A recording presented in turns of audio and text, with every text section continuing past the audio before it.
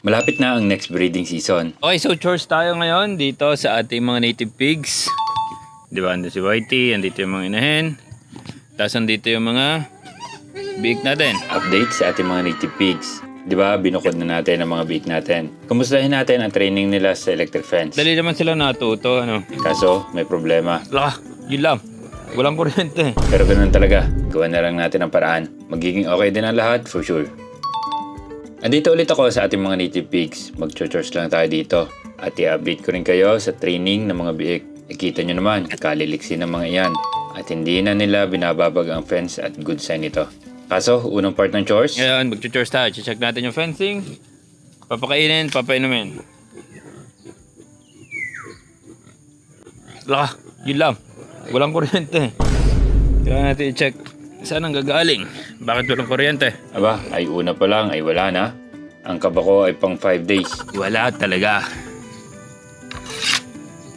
Check natin yung energizer. Kasi baka matuto ng ibang ating mga biik, kaya imbestigahan ko kagad dito. Walang output ang ating energizer. Ano kaya nangyari dito?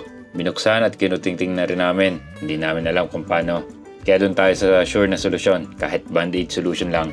Pero bago yan, i-check ko muna palibot ang padak kung wala bang contact ang ating fence. And dahil ilang araw na rin ang ating mga baby native pigs sa training paddock at nakukuha na nila ang idea, pwede na nating iangat ng konti ang fence mula sa gilid. Para mas makita natin kung hindi na nila binababag ito. Tinaasan ko na rin ng konti para mas less contact sa mga gumagalaw na debris dito sa sobrang likot ng ating mga biik. Ganito ang progress ng pag-train sa kanila. Unti-unti, hindi mo pwedeng ihagis na lang sila sa electric fence na walang training paddock kasi talagang lalagpasan lang nila ito. Ang fence kasi na ganito ay psychological barrier lang. Biruin mo, isang hibla ng rope na may pulse ng kuryente, kayang i-contain ang napakalikot ng mga biik na ito. Kahit nga yung baka natin di ba?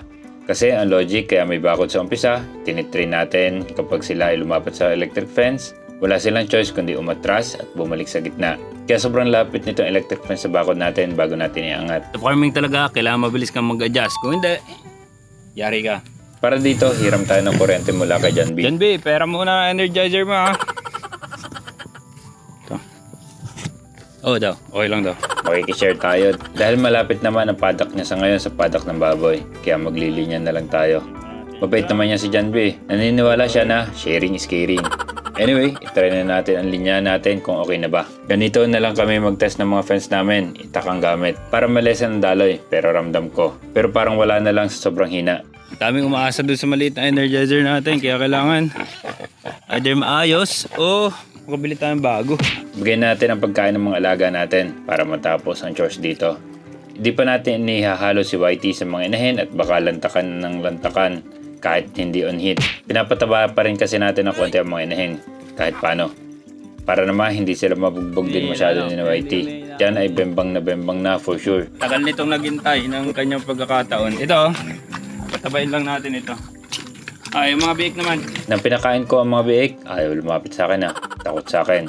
Pero nung si John Paul, Bahoy, ako ang nabili ng pagkain nyo.